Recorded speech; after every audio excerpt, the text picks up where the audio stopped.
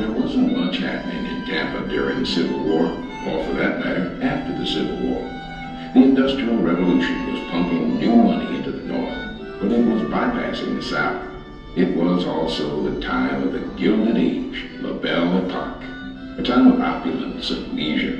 In Tampa, there was plenty of leisure, but not much opulence. All of downtown Tampa was an orange grove, you might say, and they did a lot of fishing. So it was a small community, just barely existing, you might say. There was very little contact with the outside world.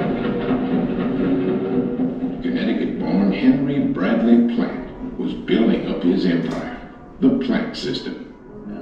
Plant brought the first railroad into Tampa in 1884. A tremendous fishing industry moved in, which brought in a lot of business, a lot of money, and they were shipping it by railroad all over the country.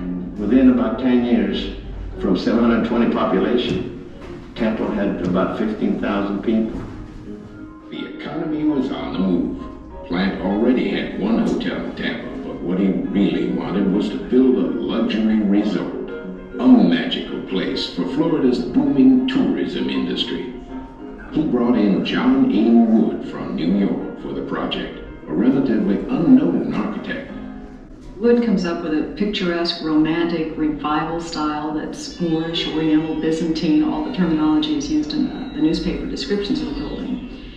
Wood's combination of styles was eclectic.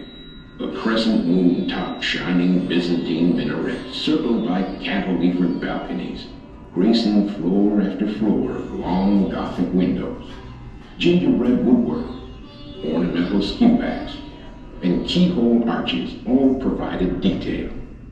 Altogether, there would be more than 500 rooms on 6 acres of land.